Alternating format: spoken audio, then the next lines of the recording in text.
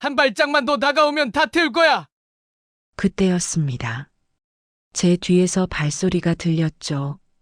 특전사 대원들이 도착한 것입니다. 하지만 저는 손을 들어 그들을 제지했습니다. 당시, 당신도 어머니가 있겠죠? 강철호의 손이 잠시 멈췄습니다. 제 어머니는 3년 전에 돌아가셨습니다. 마지막까지 제가 자랑스러운 딸이라고 하셨죠.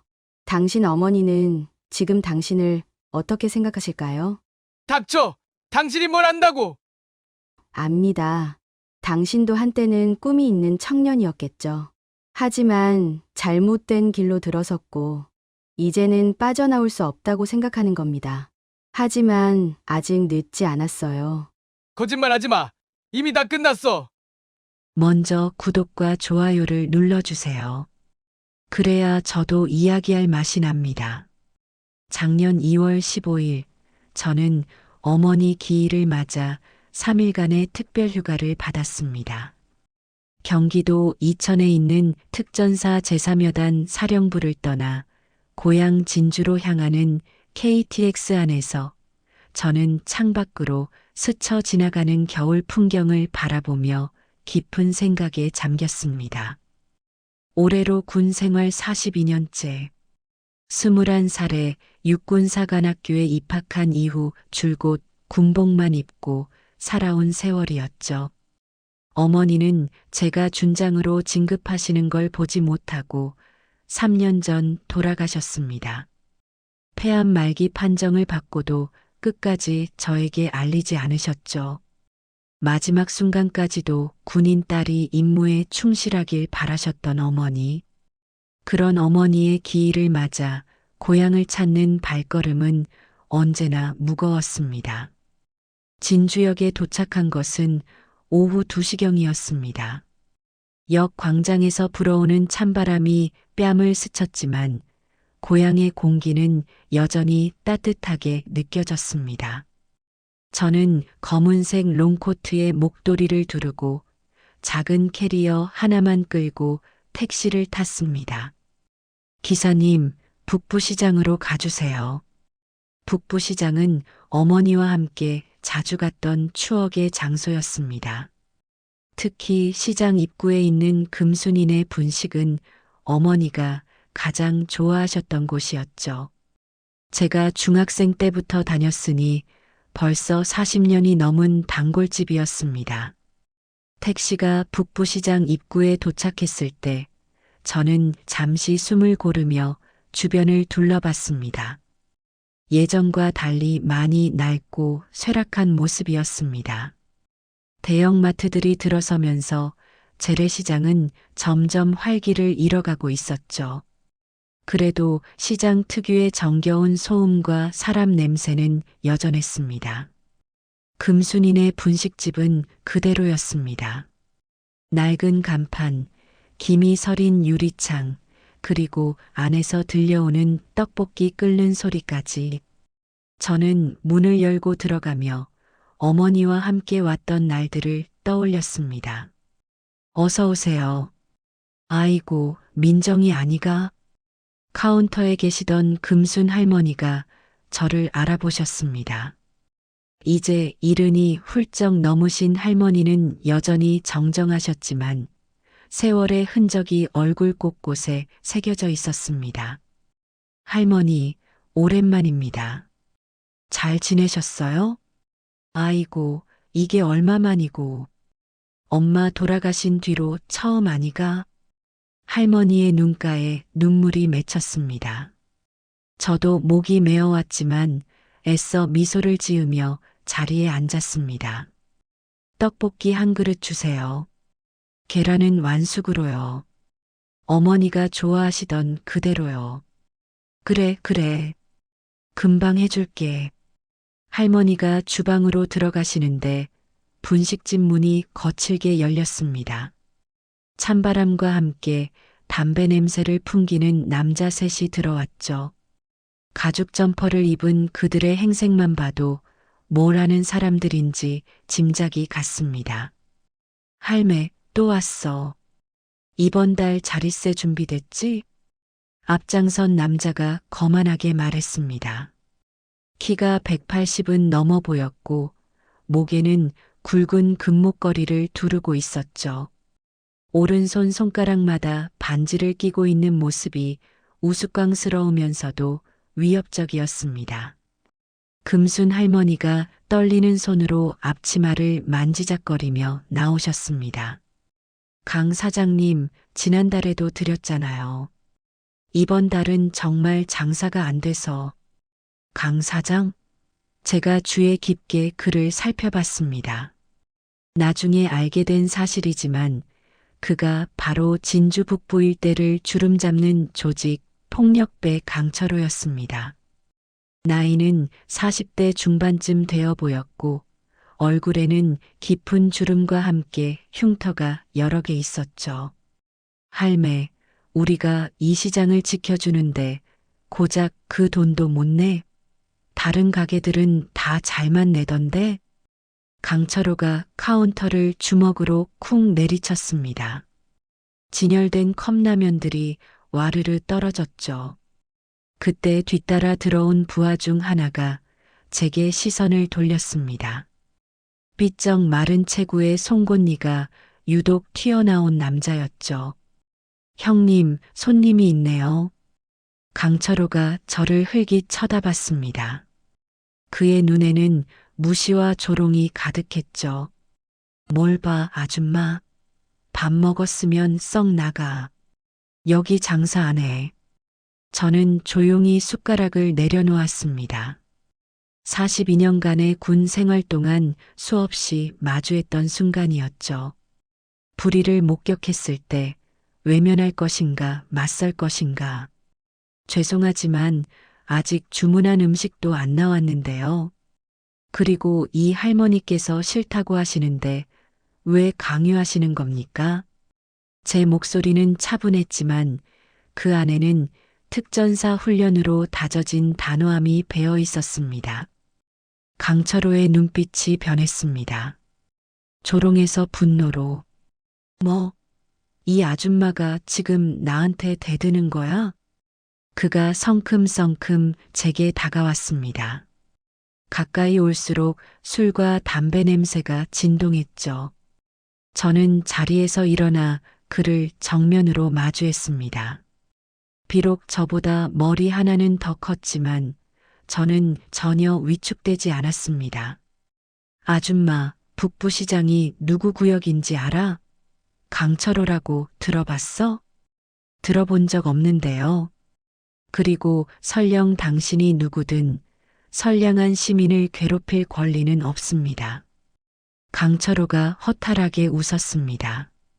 그리고는 부하들을 돌아보며 말했죠. 야, 이거 봐라. 이 아줌마가 나를 모른대. 야, 박 과장. 이 아줌마한테 내가 누군지 설명 좀 해줘. 박 과장이라 불린 남자가 비실비실 웃으며 다가왔습니다. 아줌마 강철호 형님은 이 일대 상가 관리하시는 분이야.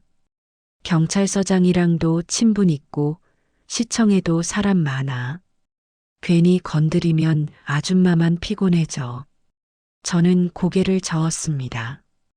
그래서요? 그게 남의 가게에서 행패 부릴 권리를 주나요?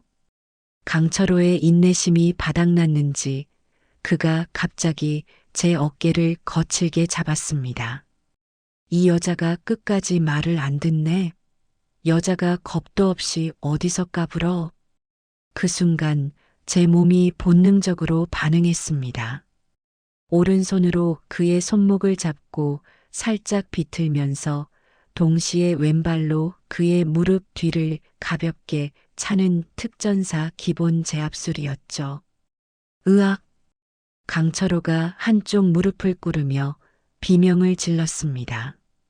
하지만 저는 즉시 손을 놓고 한 걸음 물러났습니다. 상황을 악화시키고 싶지 않았거든요. 미안합니다. 반사적으로 나온 행동이었습니다. 다만 손대지 마시길 바랍니다. 강철호가 부들부들 떨며 일어났습니다. 그의 얼굴은 새빨갛게 달아올라 있었죠. 인연이, 너 뭐야? 무술이라도 배웠어? 잠깐 호신술을 배운 적이 있습니다. 제가 담담하게 대답하자 강철호는 더욱 분노했습니다. 좋아, 여자가 좀 까불 줄 아네? 야, 다 덤벼. 그의 명령에 부하 둘이 동시에 달려들었습니다. 하지만 저는 이미 그들의 움직임을 예측하고 있었죠. 특전사에서 받은 근접 전투 훈련은 이런 상황을 위한 것이었습니다. 첫 번째 부하의 주먹을 옆으로 흘리면서 그의 팔을 잡아 당겼고 균형을 잃은 그는 테이블에 부딪혀 넘어졌습니다. 동시에 뒤에서 달려든 두 번째 부하의 발차기를 피하며 그의 다리를 걸었죠. 두 명이 바닥에 뒹구는 사이 강철호가 주머니에서 무언가를 꺼내려 했습니다. 접이식 칼이었죠. 하지만 그때 분식집 문이 열리며 누군가 들어왔습니다. 여기서 무슨 일이야? 경찰 제복을 입은 두 명이었습니다. 금순 할머니가 몰래 신고하신 모양이었죠. 강철호가 재빨리 칼을 주머니에 넣으며 말했습니다. 아, 김경희님. 별일 아닙니다. 그냥 얘기하다가 좀 큰 소리가 났네요. 김경희라는 경찰이 상황을 둘러보더니 고개를 끄덕였습니다. 강 사장님, 조용히 하세요. 민원 들어왔어요. 그러고는 그냥 나가려 했습니다. 저는 놀라서 말했죠. 잠깐, 경찰관님. 이 사람들이 할머니께 자릿세를 요구하고 있었습니다. 김경희가 귀찮다는 듯 저를 쳐다봤습니다. 증거 있어요? 목격자는? 금순 할머니는 겁에 질려 고개를 숙이고 계셨고 분식집에 있던 다른 손님 하나도 이미 나간 뒤였습니다. 증거가 없으면 우리도 어쩔 수 없어요. 강 사장님 가시죠. 경찰이 강철호 일행과 함께 나가버렸습니다. 저는 어이가 없었지만 이것이 현실이라는 것도 알았죠. 지방 소도시에서 조직폭력배와 경찰의 유착은 공공연한 비밀이었으니까요. 금순 할머니가 떨리는 손으로 제 손을 잡으셨습니다. 민정아, 괜찮니? 아이고, 내가 괜히 너까지 위험하게 만들었네. 할머니, 저는 괜찮아요. 그런데 저 사람들이 자주 오나요? 한 달에 2번씩은 와. 자릿세랍시고 50만 원씩 뜯어가지. 안 주면 가게 다 부순다고 협박하고 경찰에 신고해도 소용없어. 다 한통속이야. 할머니의 눈에 눈물이 고였습니다. 저는 주먹을 꽉 쥐었죠. 이런 불의를 그냥 지나칠 수는 없었습니다. 할머니, 제가 도와드릴게요. 민정아, 안 돼. 너까지 위험해져. 저 사람들 진짜 무서운 사람들이야. 그때 제 휴대폰이 울렸습니다. 부대에서 걸려온 전화였죠. 예, 박민정 준장입니다. 여단장님, 내일 오전 회의건으로 확인차 연락드렸습니다. 알겠습니다. 예정대로 진행하세요. 전화를 끊는데 금순 할머니가 눈을 동그랗게 뜨고 저를 쳐다보셨습니다. 민정아, 지금 뭐라고 했니? 준장? 네, 할머니. 제가 군인이에요. 특전사 제3여단장입니다.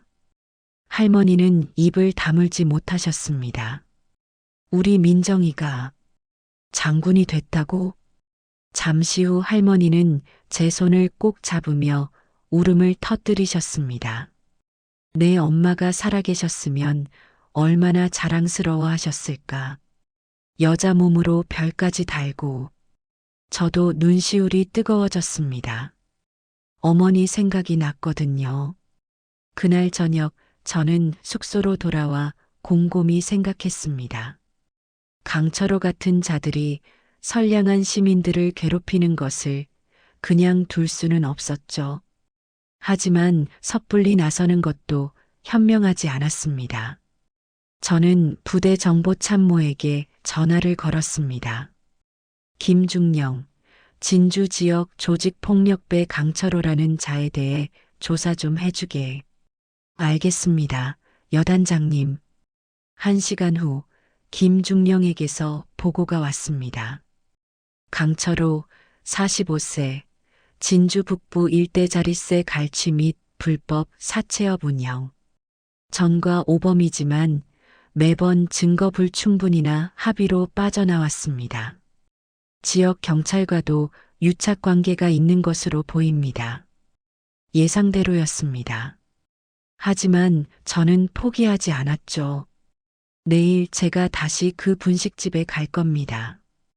혹시 모르니 비상 대기조를 준비시켜 주세요. 여단장님, 위험하실 수 있습니다. 괜찮습니다. 제가 알아서 하겠습니다. 다음 날 오전 11시, 저는 다시 금순이네 분식집을 찾았습니다. 이번에는 정복이 아닌 전투복을 입고 갔죠. 계급장과 부대 마크가 선명하게 보이도록. 할머니, 저 왔어요. 금순 할머니가 놀라서 나오셨습니다. 아이고, 민정아. 정말 군인이구나. 이 옷을 입으니까 완전 다른 사람 같아. 할머니, 오늘 그 사람들 올 시간 아닌가요? 응, 보통 11시 반쯤 와. 예상대로 11시 30분경 강철호 일행이 다시 나타났습니다. 이번엔 5명이었죠. 어제 일 때문에 인원을 늘린 모양이었습니다. 문이 열리고 강철호가 들어서다가 저를 보고 멈췄습니다. 어제 그 아줌마네? 오늘은 무슨 코스프레야?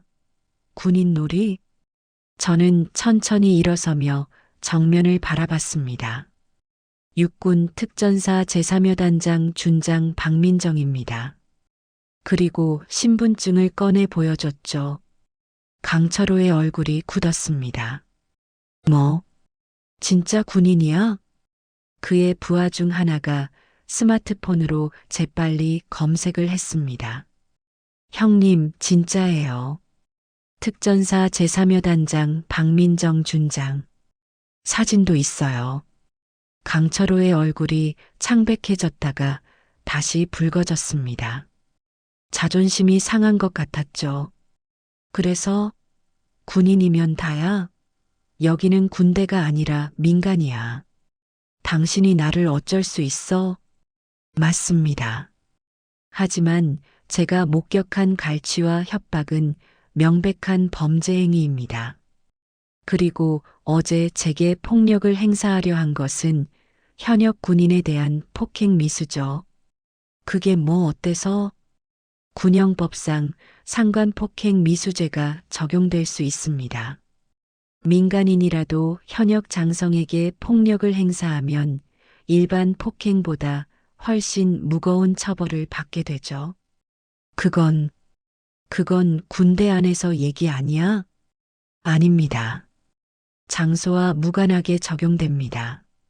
그리고 제가 특전사 법무참모에게 확인한 결과 당신의 행위는 충분히 기소 가능합니다. 강철호가 주춤하는 사이 저는 휴대폰을 꺼냈습니다. 지금 군 헌병대와 민간 경찰 합동 수사팀이 대기 중입니다. 제가 신호만 보내면 5분 안에 도착할 겁니다. 거짓말이었습니다. 하지만 강철호는 그것을 알 방법이 없었죠. 그리고 한 가지 더.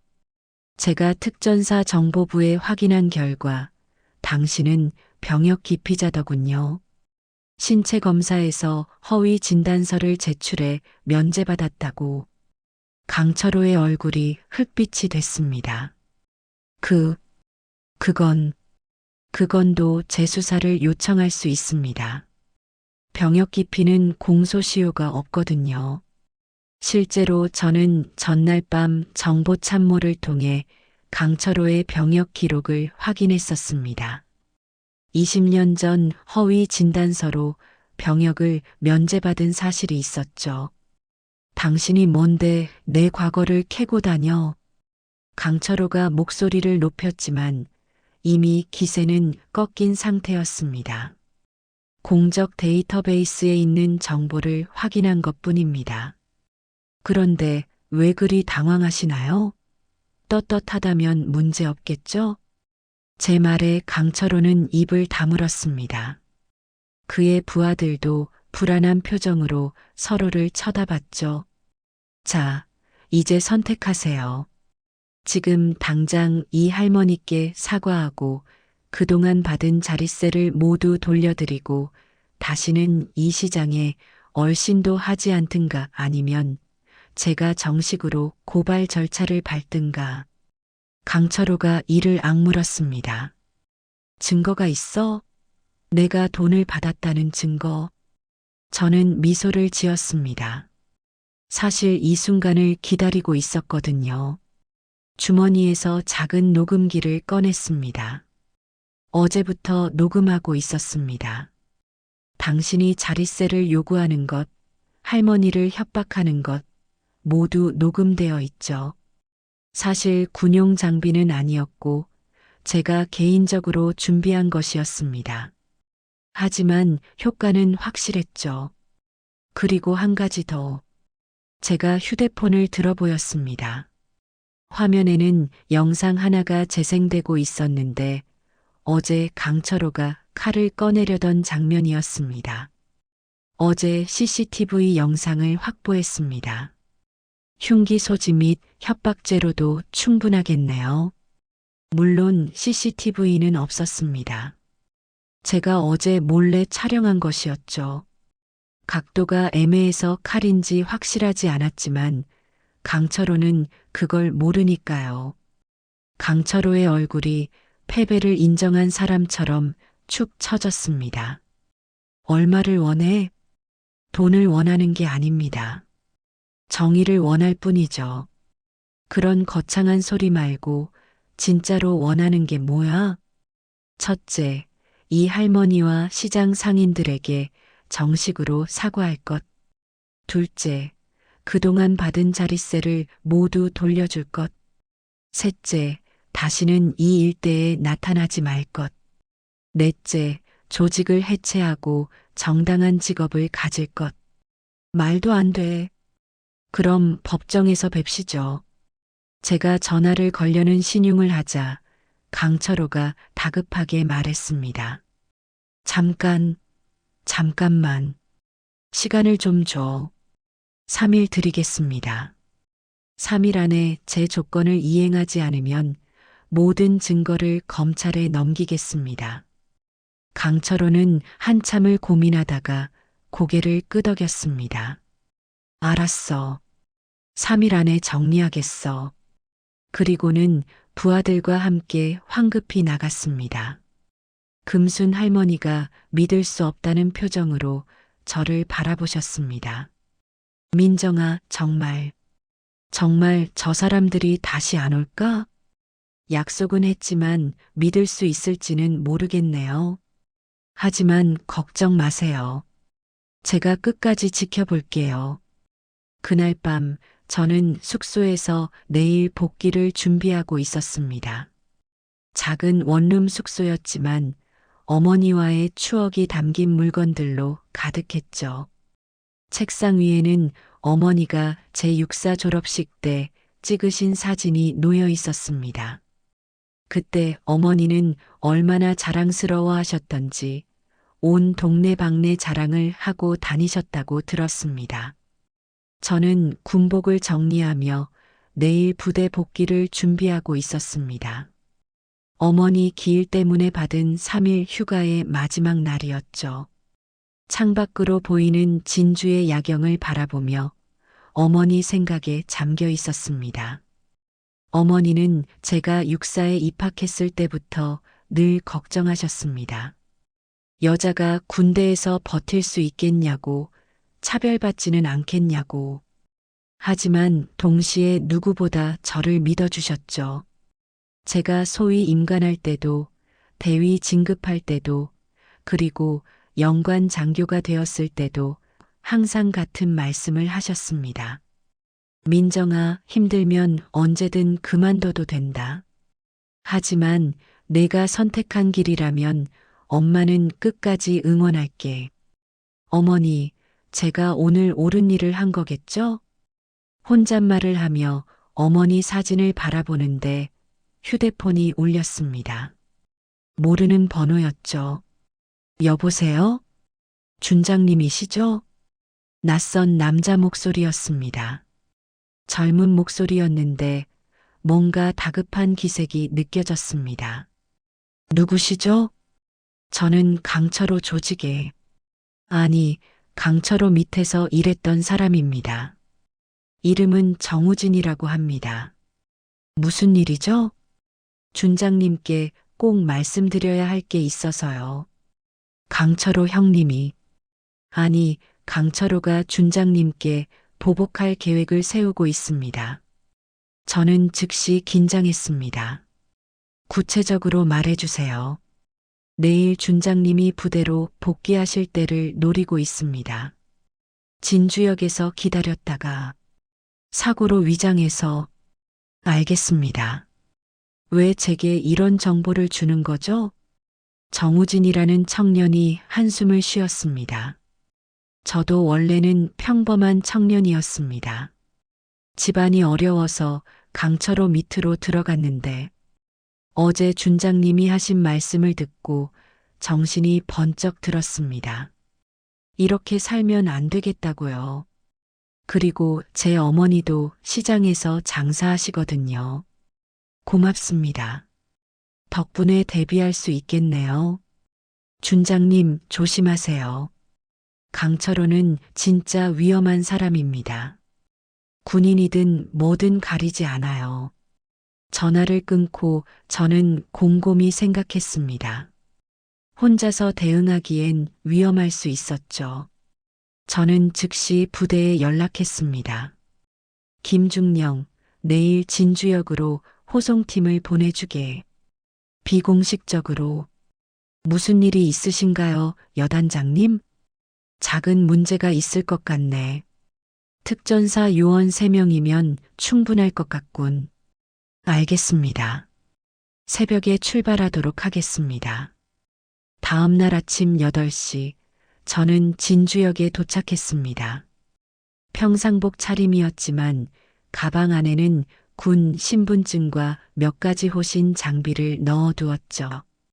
역으로 가는 택시 안에서 기사 아저씨가 말을 걸어왔습니다. 손님, 어디 가시는 길이에요?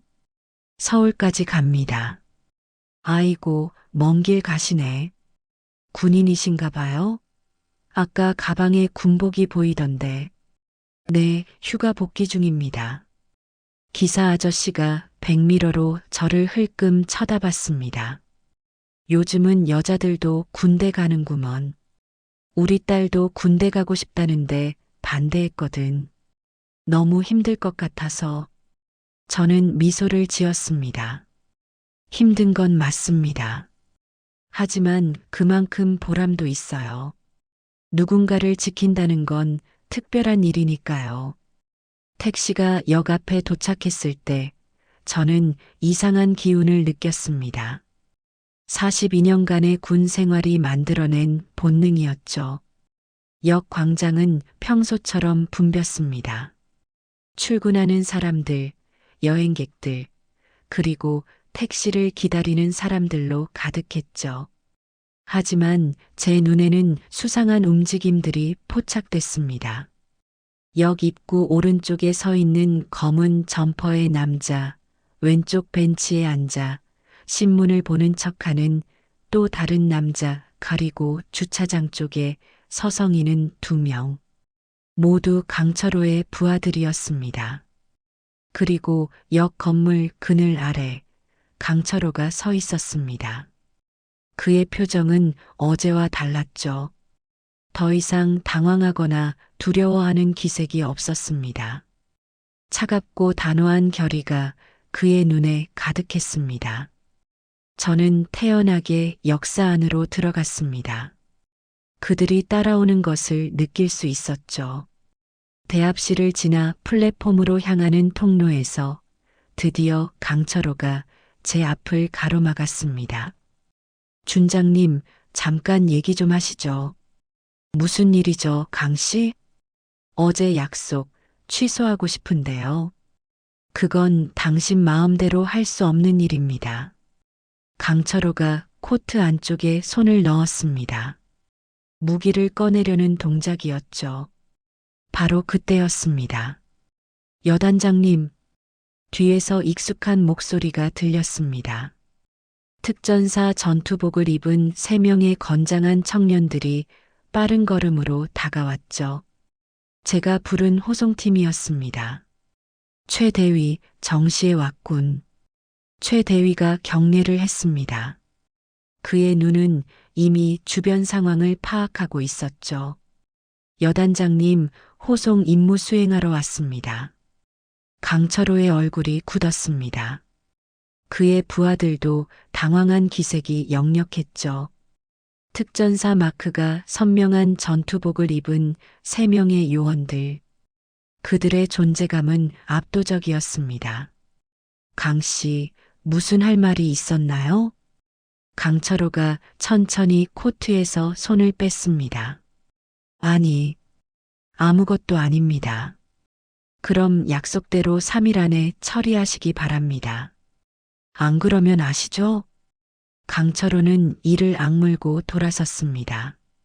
그의 부하들도 하나둘 흩어졌죠. 최 대위가 조용히 물었습니다. 여단장님, 저자들이 위협을 가한 겁니까? 작은 오해가 있었을 뿐이네. 가자. 플랫폼으로 향하면서 저는 뒤를 한번 돌아봤습니다.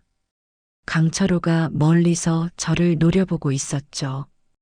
그의 눈빛은 아직 끝나지 않았다고 말하고 있었습니다.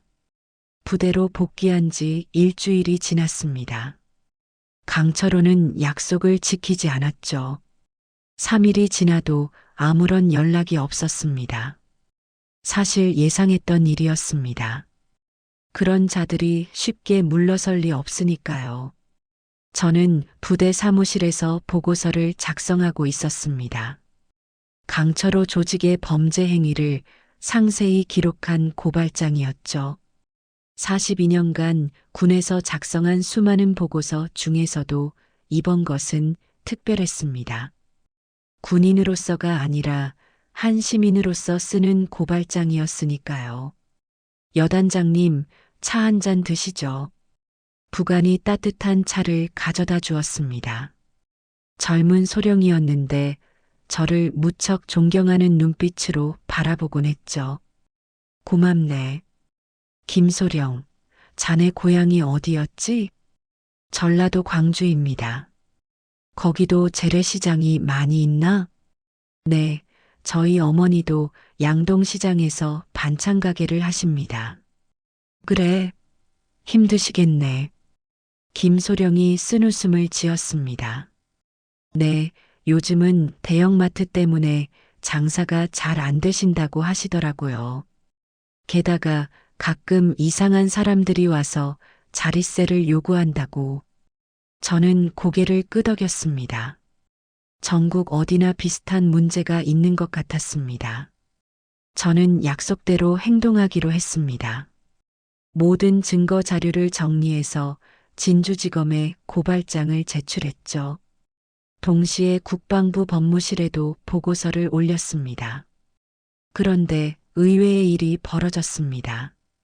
제가 고발장을 제출한 다음 날 한 지역 신문 기자에게서 연락이 왔습니다. 준장님, 저는 진주일보 김 기자입니다.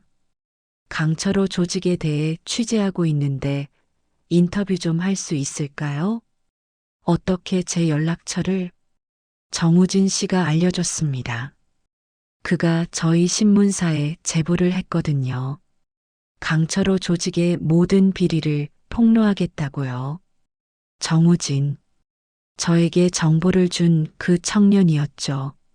알겠습니다. 만나서 얘기하죠. 그날 오후 저는 진주의 한 카페에서 김 기자와 정우진을 만났습니다.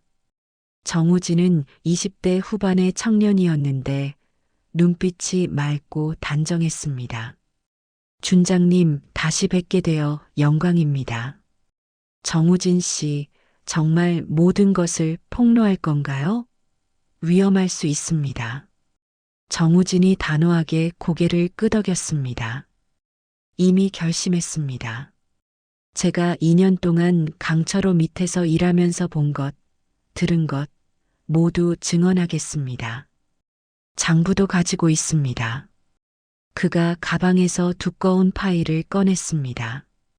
자릿세 장부였죠. 언제, 누구에게, 얼마를 받았는지 상세히 기록되어 있었습니다. 이걸 왜 가지고 있었나요? 언젠가는 이런 날이 올 거라고 생각했습니다. 저도 이렇게 살고 싶지 않았거든요. 준장님이 그 계기를 만들어 주신 겁니다. 김 기자가 흥분한 목소리로 말했습니다. 이 자료면 충분합니다. 일면 톱 기사로 낼 겁니다. 강철호는 끝장입니다. 다음 날 아침 진주일보 일면에 커다란 제목이 실렸습니다. 북부시장 자릿세 갈취 조직 실체 폭로, 내부 고발자, 양심선언. 기사는 상세했습니다. 강철호 조직이 10년 동안 북부시장 일대에서 갈취한 자릿세가 수십억에 달한다는 것, 경찰과 유착관계를 맺고 있었다는 것, 심지어 시청 공무원들과도 연결되어 있었다는 것까지. 저는 부대 식당에서 아침을 먹으며 신문을 읽고 있었습니다. 옆자리에 앉은 대대장들이 수군거렸죠. 여단장님, 이거 여단장님이 고발하신 그 사건 아닙니까? 그런 것 같네. 와, 대단하십니다. 민간 조폭까지 제압하시다니. 저는 담담하게 대답했습니다. 군인의 임무는 적으로부터 국민을 지키는 거야. 그 적이 외부에 있든 내부에 있든 말이지. 식당에 있던 장병들이 모두 저를 주목했습니다. 그들의 눈빛에는 존경과 자부심이 섞여 있었죠. 그리고 기사 말미에는 제 인터뷰도 실렸습니다. 불의를 보고 참을 수 없었습니다. 군인의 의무는 외부의 적뿐만 아니라 내부의 악으로부터도 국민을 지키는 것입니다. 그날 오후 국방부에서 전화가 왔습니다. 박 준장, 언론에서 난리야. 모든 방송국에서 인터뷰 요청이 쇄도하고 있어. 죄송합니다. 사적인 일로 군에 누를 끼친 것 같아서. 무슨 소리야. 오히려 군의 이미지를 높였지. 장관님도 칭찬하셨어. 국민을 지키는 진짜 군인의 모습을 보여줬다고. 기사가 나간 후 파장은 컸습니다. 검찰이 즉각 수사에 착수했고 경찰청에서는 특별감찰팀을 파견했습니다. 강철호와 유착관계에 있던 경찰관들이 줄줄이 소환됐죠. 시민단체들도 움직였습니다. 북부시장 상인회가 주축이 되어 강철호 조직 완전 퇴출 시민대책위원회를 구성했습니다. 금순 할머니도 그 일원이었죠. 그리고 가장 놀라운 일이 벌어졌습니다. 다른 피해자들이 속속 나타나기 시작한 것입니다. 그동안 두려워서 침묵했던 상인들이 하나둘 증언을 하기 시작했죠. 어느 순간 강철호는 진주 전체의 공적이 되어 있었습니다. 기사가 나간 지 3일째 되는 날 새벽 제 휴대폰이 울렸습니다. 여단장님, 긴급 상황입니다. 당직사 간의 다급한 목소리였습니다. 무슨 일인가? 진주경찰서에서 연락이 왔습니다. 강철호가 부하들을 이끌고 북부시장에 나타났다고 합니다. 금순인의 분식집에 불을 지르겠다고 협박하고 있답니다. 저는 즉시 뛰쳐나갔습니다. 새벽 4시 고속도로를 달려 진주로 향했죠. 동시에 최 대위에게 연락했습니다. 최 대위, 즉시 진주 북부시장으로 출동하게. 대테러 장비도 준비하고. 알겠습니다, 여단장님. 새벽 5시 30분, 제가 북부시장에 도착했을 때는 이미 경찰이 출동해 있었습니다. 하지만 그들은 멀찍이 서서 구경만 하고 있었죠. 왜 진압하지 않습니까? 경찰 지휘관이 난처한 표정으로 말했습니다. 인질이 있습니다. 금순 할머니를 붙잡고 있어요. 제 가슴이 철렁했습니다. 분식집 앞으로 다가가자 강철호가 보였습니다. 그는 금순 할머니를 의자에 묶어놓고 손에는 휘발유통을 들고 있었죠. 그의 눈은 광기로 가득했습니다. 왔구나, 준장. 강철호가 소리쳤습니다. 다 당신 때문이야. 내 인생이 이렇게 된 게 다 당신 때문이라고. 강씨, 할머니를 풀어주세요. 할머니는 아무 죄가 없습니다. 죄가 없다고? 이 할머니가 나를 신고했잖아. 당신이랑 한패가 되어서. 저는 천천히 다가갔습니다. 당신이 화낼 사람은 저입니다. 할머니를 풀어주고 저와 대화합시다. 대화? 이제 와서 무슨 대화야? 강철호가 휘발유통을 흔들었습니다. 휘발유 냄새가 진동했죠. 한 발짝만 더 다가오면 다 태워버릴 거야. 그때였습니다. 제 뒤에서 발소리가 들렸죠. 특전사 대원들이 도착한 것입니다.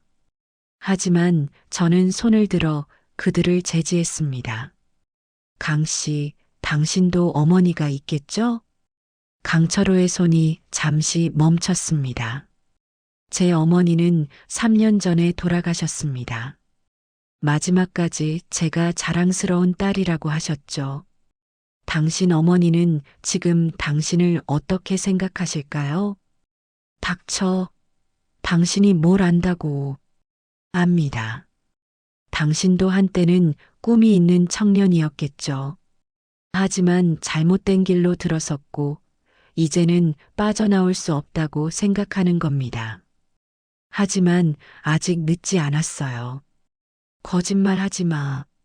이미 다 끝났어. 끝이 아니라 새로운 시작이 될 수 있습니다. 정우진 씨를 보세요. 그는 용기를 내서 새 삶을 시작했습니다. 당신도 할 수 있어요. 저는 한 걸음 더 다가갔습니다. 제발 더 큰 죄를 짓지 마세요. 지금이라도 멈추면 됩니다. 강철호의 눈에 눈물이 고였습니다. 휘발유통을 든 손이 떨리고 있었죠. 나도 이렇게 살고 싶지 않았어. 알아요. 누구나 실수를 합니다. 중요한 건 그 실수를 인정하고 바로잡는 겁니다. 그 순간 강철호가 휘발유통을 떨어뜨렸습니다. 그리고 무릎을 꿇고 울음을 터뜨렸죠. 미안해요. 정말 미안해요. 특전사 대원들이 신속하게 금순 할머니를 구출했고 경찰이 강철호를 체포했습니다. 금순 할머니가 제 손을 꼭 잡으셨습니다. 민정아, 고마워. 정말 고마워. 강철호는 징역 7년을 선고받았습니다. 그의 조직은 완전히 와해됐고 유착 경찰관들도 모두 파면되거나 징계를 받았죠. 정우진은 검찰 측 증인으로 나선 공로를 인정받아 집행유예를 받았고 지금은 사회복지사 자격증을 따기 위해 공부하고 있다고 들었습니다. 북부시장의 들의 얼굴에는 활기가 돌아왔습니다. 어제 금순 할머니에게서 편지를 받았습니다. 민정아, 내 엄마가 하늘에서 얼마나 자랑스러워 하실까. 너 같은 딸을 둬서 말이야. 다음에 휴가 나오면 꼭 들러. 내가 좋아하는 떡볶이 특별히 맵게 해놓을게. 편지를 읽으며 저는 미소를 지었습니다. 오늘도 저는 특전사 제3여단을 지휘하고 있습니다. 850명의 대원들과 함께 대한민국을 지키는 임무를 수행하고 있죠. 가끔 젊은 여군들이 찾아와 묻습니다. 여단장님, 어떻게 그런 용기를 낼 수 있으셨어요? 그럴 때마다 저는 이렇게 대답합니다. 용기는 두려움이 없는 게 아니라 두려움에도 불구하고 옳은 일을 하는 겁니다. 그리고 그 힘은 우리가 지키고자 하는 사람들에게서 나옵니다. 어제는 뜻밖의 전화를 받았습니다. 국방부 장관실에서였죠. 박 준장, 이번 일로 많은 국민들이 군에 대한 신뢰를 회복했네. 자네가 보여준 용기가 대한민국 군인의 참모습이야. 과찬이십니다, 장관님. 내년 소장 진급 심사에서 좋은 소식이 있을 거야. 그것보다 더 중요한 소식이 제게는 있었습니다. 오늘 아침 정우진에게서 문자가 왔거든요. 준장님, 사회복지사 시험 합격했습니다. 이제 저도 어려운 사람들을 돕는 일을 할 수 있게 됐어요. 준장님이 보여주신 용기 덕분입니다. 한 사람의 인생이 바뀌었습니다. 그것만으로도 충분한 보상이었죠. 창밖을 보니 특전사 훈련장에서 대원들이 구보를 하고 있습니다. 그들의 우렁찬 구호 소리가 들려옵니다. 저들이 바로 대한민국의 방패입니다.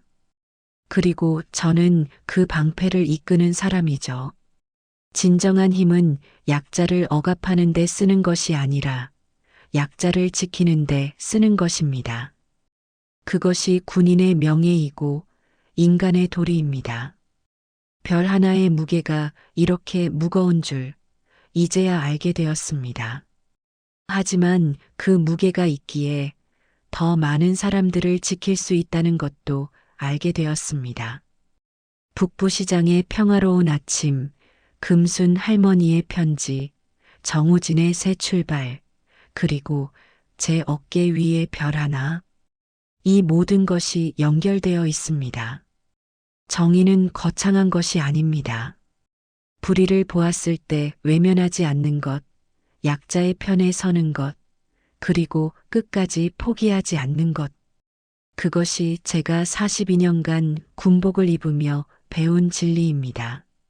오늘도 저는 이 자리에서 이 별을 달고 국민을 지키겠습니다.